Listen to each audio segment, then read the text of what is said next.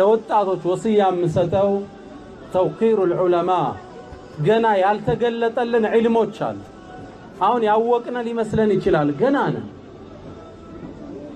ሪያድ ስትቀር ያወቅ ይመስላል። ኩቱብ ሲታስጨርስ ዒልም ገና ሃያልክ ይመስላል። العلم بحر لا ساحل له ዋይተ ማጨርሰው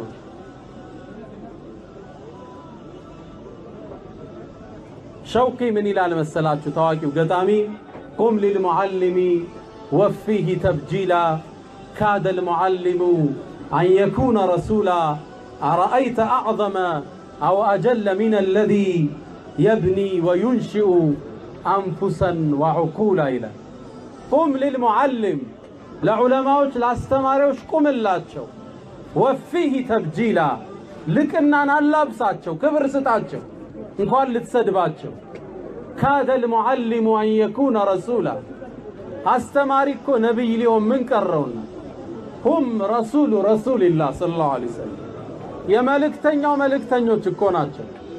ወረثة الأنبياء የነብያት ወራሾች ናቸው።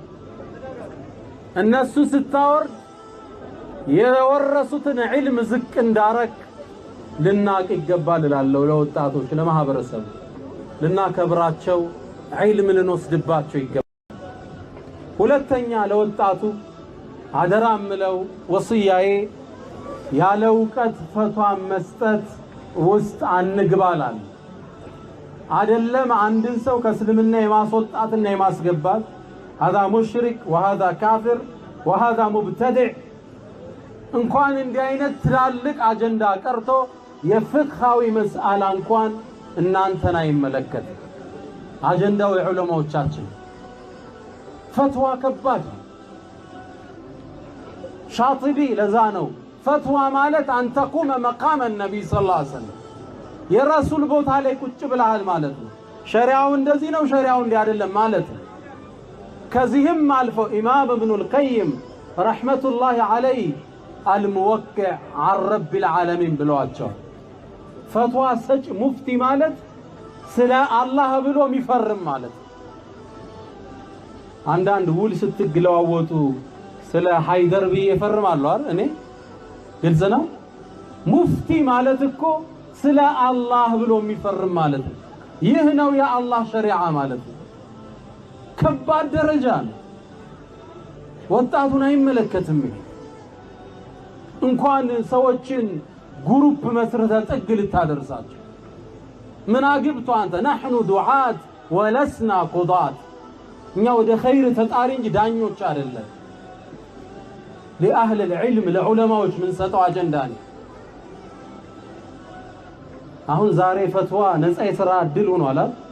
ሁሉ ነው ፈትዋ የሚሰጥ የመሰለውን ነው የሚናገር። هذا يجوز هذا لا يجوز أخي هذا بدعة إلى وين إيش البدعة هذا لا يجوز.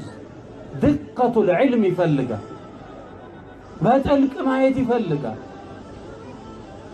سوتش سبحان الله. حتى النبي محمد صلى الله عليه وسلم ጥያቄ ተጠይቀው ከአላህ ደሊል እስኪመጣ እኮ ይናገሩ። ለዛ ነው ቁርአን ላይ ወየስአሉነከ እንዲህ አይነት ጥያቄዎች በስተው መናገር እንደዚህ ይጠይቁሃል ቁል እንዲህ በላቸው። ወየስአሉነከ እንዲህ ብለው ይጠይቁሃል ቁል እንዲህ በላቸው። በመረጃ ነው የሚመለሰው። በእኔና አንተ ስሜት አይደለም ፈትዋ። حتى عندي من تكسته مسلاችሁ صلوا على رسول الله عند ግለሰብ ወደ ነብዩ ሰለላሁ ዐለይሂ ወሰለም መጣ። ነብዩ ሰለላሁ ዐለይሂ ወሰለም ጠየቃቸው።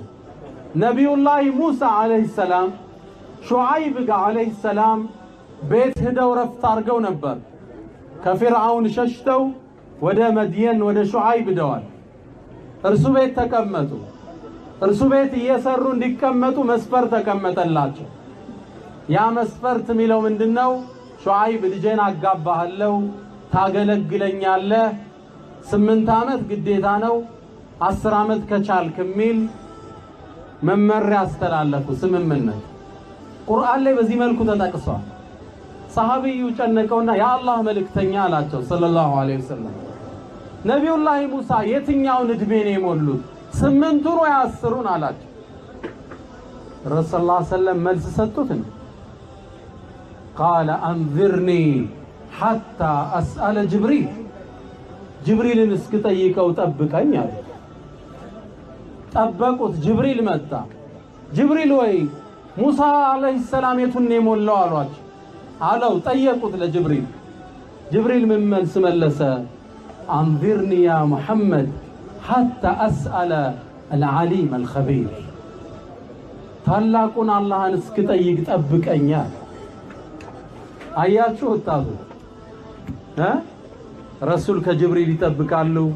ጅብሪል ከአላሁ ስብሓነሁ ወተዓላ እውቀትን ይዞ ይመጣል። ሰሃቦቹ አላህ ይውደዳቸው ረዲየላሁ ዐንሁም ፈትዋ ላይ ቁጥብ ጥንቁቆች ነበሩ። አቡበክር ስዲቅ ረዲየላሁ ተዓላ ዐንሁ የቷ ሰማይ ነው የምታጠለኝ? የቷ መሬት ነው የምትሸከመኝ? በአላህ ኪታብ ላይ ማላቀውን ከተናገርኩ ይሉ ነበር። ዑመር ብኑል ኸጣብ ጠና ያለ ጥያቄ ከመጣባቸው የበድር ዘመቻ የወጡትን ታላላቅ ሰሃባዎችን ለማማከር ይሰበስቡ ነበር። የእርሳቸው ልጅ አብዱላህ ብን ዑመር አንድ ግለሰብ ሶፋና መርዋ ላይ ያዛቸው። ጥያቄ ጠየቃቸው፣ ፈትዋ። ቃለ ላ አድሪ፣ አላቅም አሉት። ሰውየው ተገረመ። አንተ የአላህ መልእክተኛ ሰሃባ እንዴት አታቅም አሉ። ማላቀውን ጠየቀኝ፣ አላቅም አልኩ። ብትፈልጉ ጣና ያቅም ብለህ ተናገር አሉ። ከዛ እጃቸውን አደረጉና አብዱላህ ብን ዑመር ያለው ምንኛ ያምራል አሉ። ማቀውን ተጠየቅ፣ አላቅም አላሉ። አላቅም ግልግል እኮ እንዴ! ለምን ትጨናነቃለህ? እኔ አላቅም ይሄን እንታል መውዱ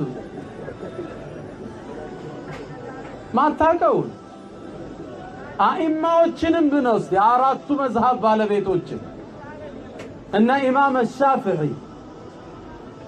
ኢማሙ አልአዕዘም አቡ ሐኒፋ፣ ኢማሙ ማሊክ፣ ኢማም ዳሪል ሂጅራ ሁሎችም ጥንቁቆች ነበሩ። ኢማሙ ሻፊዒ የኢማሙ ማሊክ ደረሳ ነበሩ። አንዴ ይላሉ ሸሂድቱ ማሊክን እኮ ተከታትየዋለሁ። አንድ ግለሰብ አገር አቆራርጦ ግመል የአካባቢው ማህበረሰብ ስንቁን ችሎለት ወደ ማን መጣ? ወደ ኢማሙ ማሊክ። ምን ሊጠይቅ? ፈትዋ። ስንት ጥያቄ አካባቢው ሰው አስዞታል? 48 ጥያቄ። የኢማሙ ማሊክ ቤት የት ነው አለ። ደክሞታል። ያ ነው አሉት። ወደ ቤታቸው አቀና። ሐዲስ ተቀርቶ እስኪያልቅ ጠበቀ። የህዝቤ ያንተን ፈትዋ እየጠበቀ ነው፣ መልስ ፈልጋለሁ አላቸው። ጥያቄህን አቅርብ አሉት። 48ቱን ዘረዘረ። ከ48 ውስጥ ይላሉ ኢማም ሻፊዒ እርሳቸው የተከታተሉት ነው 32ቱን ኢማሙ ማሊክ ላ አድሪ ያሉት አላቀውም። ስንቱን መለሱለት ማለት ነው? ከ48ቱ 32 ካላወቁ ስንት? 16 ብቻ። ደነገጠ ሰውዬ። አራገር እየጠበቀኝ ነው፣ ስንቅ አስጭኖ ይዞ ይመጡ፣ መልስ ስጡኝ እንጂ አላቀውም አሉ። እንዴት እርሶ እንዲህ ይላሉ? አይ እንግዳ መርካቶ ውጣና ኢማሙ ማሊክ ብጠይቀው አላቅም አለኝ ብለህ ተናገር አሉ። ነፃ አላቅም ካላወቅ ለምን አንተ ሱብሃንአላህ ሙፍቲል አክበር ታላቁ ሙፍቲ። እንዲህ አይነት ሰዎችን ትናንት ማታ ምን ብለናቸዋል? ሙፍቲ ሳይሆን ሙፍቲን ናቸው። አዎ ፈታኞች ተፈታኞች ናቸው እነዚህ።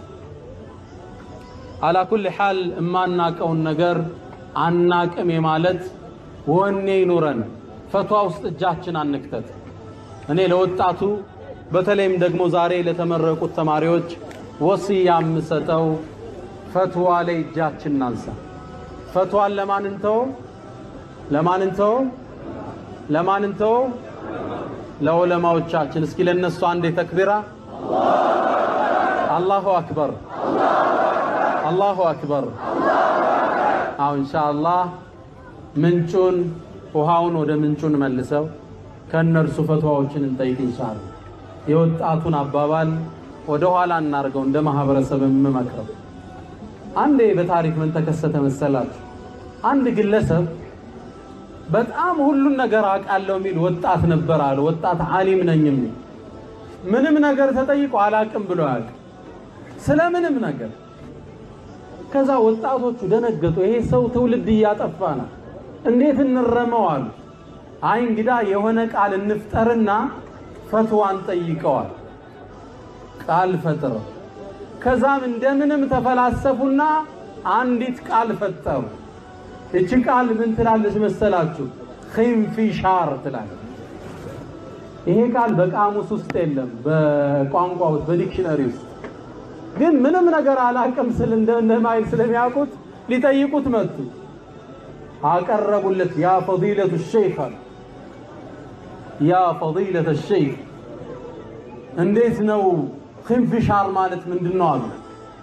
አጅር ያላቅም አቅማ መዝልጥ አረገና አልኺንፊሻሩ ነብቱን ينبت في اطراف اليمن አለ። ኺንፊሻርማ የቅጠል አይነት እኮ ነው የሚበቅለው የመን ዳርቻ ነው አለ። ሄደው እንዳያረጋግጡት እኮ ነው። የታል እንደይባል ينبت في اطراف اليمن አለ። ጫፍ ነው የሚበቅለው በረሃው ላይ። إذا أكلته الإبل عقد لبنها ግመል ከበላችሁ ወተቷ ይቋረጣል አላችሁ። ገርማችሁ ይሰሙታል። ከማ ቃለ ሻዒሩ اليمن ያለ ግጥም አመጣ። ያ የየመኒው ገጣሚ እንዳለው እኮ ነው አለ። لقد عقدت محبتكم فؤادي كما عقد الحليب الخنفشار አላችሁ። ግጥም አመጣ። ያ የየመናዊው ገጣሚ እንዳለው ነው። ፍቅርሽ እኮ ልቤን ርቅ አርጎ አደረቀው፣ ልክ ኺንፊሻሪን በልታ ግመሏ ወተቷ እንደደረቀው አለ። ከዛም በዚህ ሊያቆም ነው። ቃለ ጣውስ እንዲህ አለ። ቃለ ኢብኑ አባስ ስለ ኺንፊሻር እንዲህ አለ። ቃለ ዑመር ኢብኑ አልኸጣብ ስለ ኺንፊሻር ቃለ ረሱሉላህ አለ። ያ አላህ መልእክተኛ ስለ ኺንፊሻር አዲስ ቃል እኮ አሁን የተፈበረከ ማለት ነው። ከዛ ተበሳጩና ህዝብ ፊት ካጋለጡት በኋላ ከذبت على هؤلاء فلا تكذب على رسول الله ሁሉ ጋር ዋሽተሃል፣ ዝም ብለናል፣ በነቢዩ ስትዋሽ ግን ማየት አንችልም ማለት። አላሁ አክበር። ህዝብ ዘንድ አጋለጡት። የዘመናችን ኺንፊሻሮችም አሉ። ሁሉም ነገር ላይ ሙፍቲ ናቸው። ሁሉም ነገር ላይ ዳኞች ናቸው። ሁሉም ነገር ላይ ሁክም ሰጪ ናቸው። ቅድም ሸኻችን ሼህ አብዱል አዚዝ ብለውታል። ሰለፎቹ አልተለያዩም እንዴ? ተለያይተዋል። ኢማሙ አሽሻፊዒ አንዴ ከአንድ ባልደረባቸው ዓሊም ጋር ተወያዩ። መግባባት አልቻሉ። ሙቀት ተፈጠረ። በጣም ድምጻቸው ሁላ ከፍ አለ። ተነጋገሩ። ሊግባቡ አልቻሉም። በልዩነት ሲነሱ ያንኛው አኩርፎ ዞር ሲል ኢማም አሽሻፊዒ ቅፍ አረጉትና አጀንዳ ላይ ባንስማማ ወንድማማችነታችን አይቀጥልም እንዴ አሉት። አላሁ አክበር። ፍቅህ ላይ የሚያረጉት እክትላፍ ረህማን ኡሱል ላይ ነው በላም ይሁን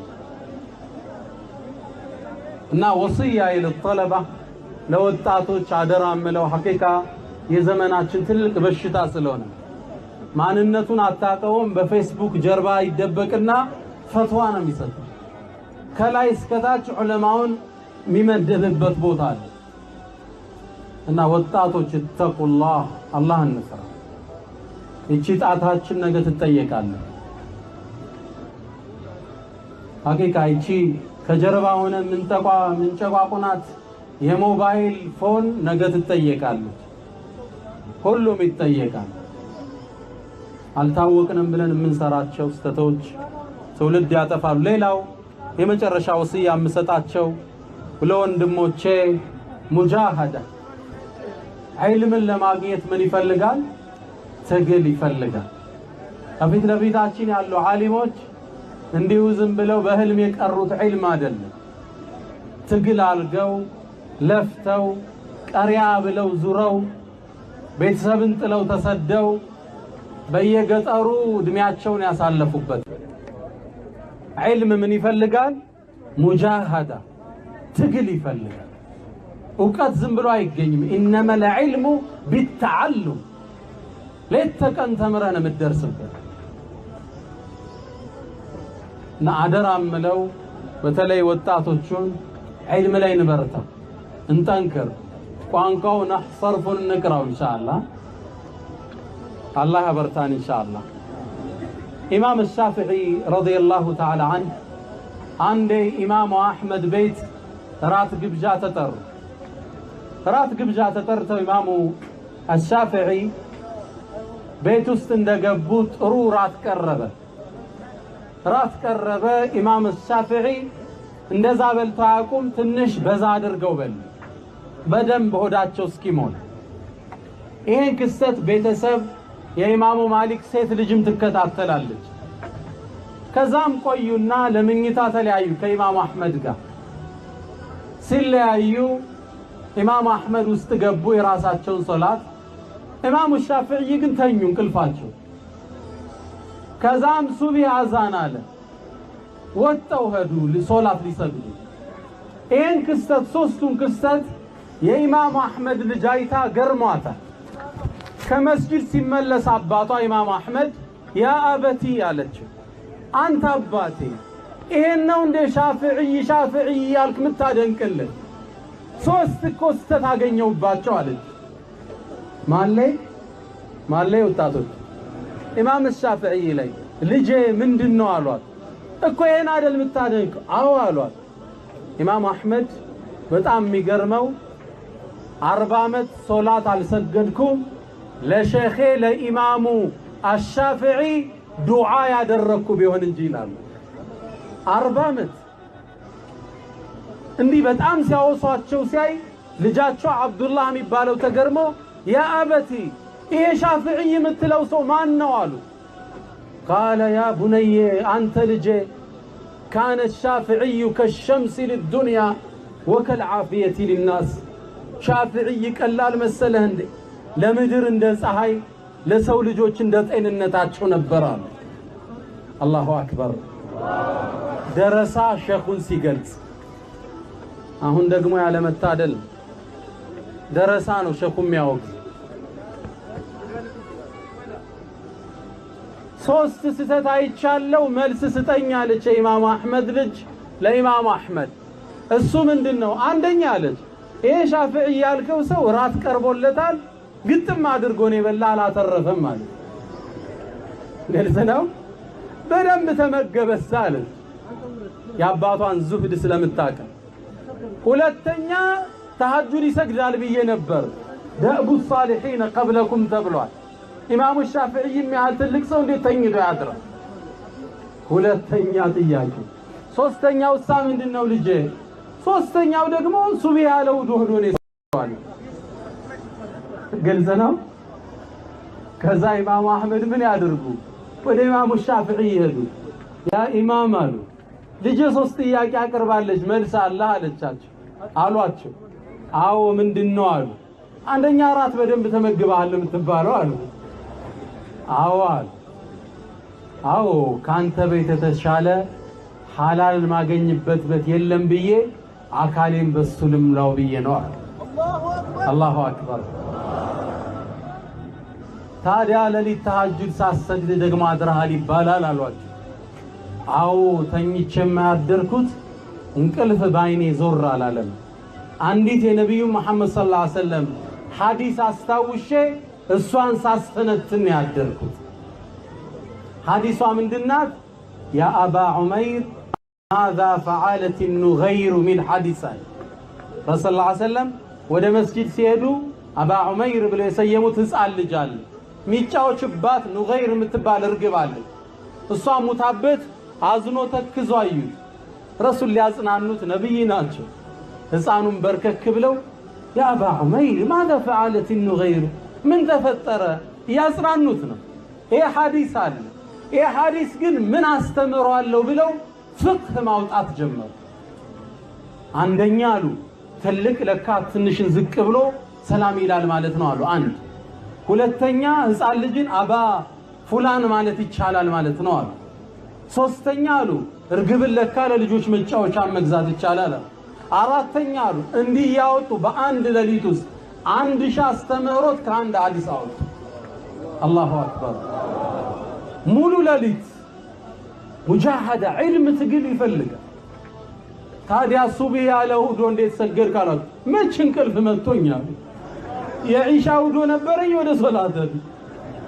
አላሁ አክበር። ለዛ ነው ኢማም ሻፊዒ ሌሊቱን ከሶስት ይከፍሉት ነበር ይባላል። 1/3ኛውን ይተኙበታል 4 ሰዓት፣ ሌላውን 1/3ኛ ተሐጁድ ይሰግዱበታል፣ ቁርአን ይቀሩበታል። ቀጣዩን 1/3ኛ ዒልም ላይ ያሳልፉ፣ በሕስ ሪሰርች። ሀያታቸው እንዲህ ነበር ኢማም ሻፊዒ።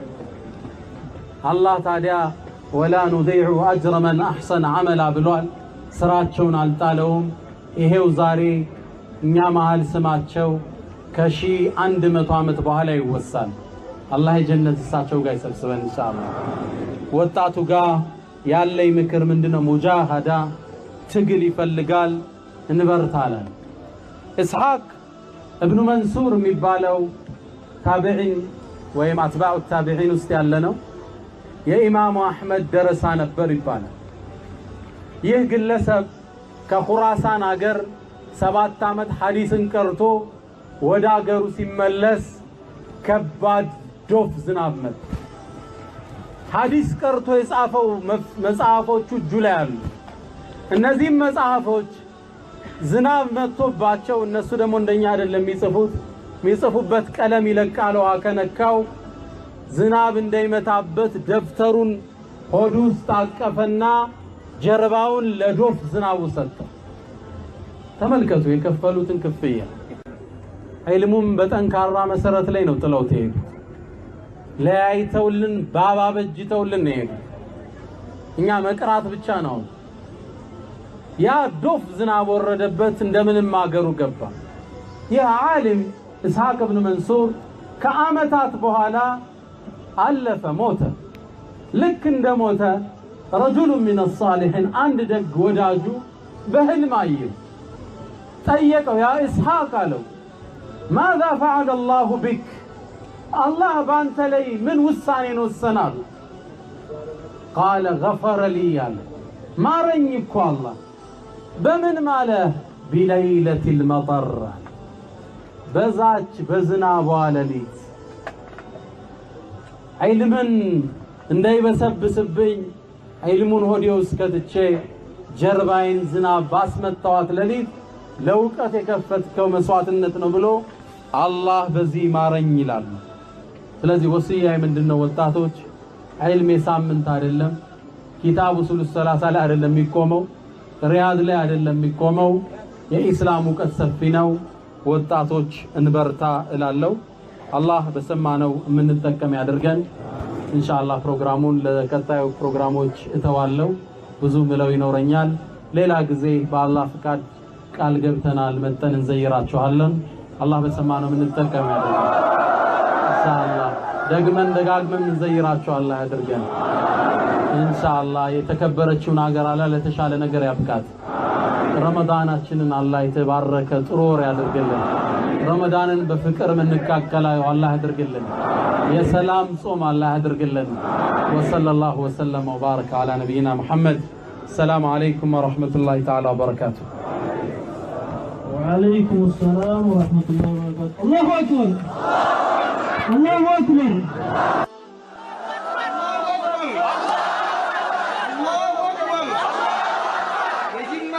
የጅማ ወጣቶች የአባ ጂፋር ልጆች ለኢስላም እንዲህ መቆማችሁ ለእናንተ አዲስ አይደለም። የአያታችሁ የቅድመ አያቶች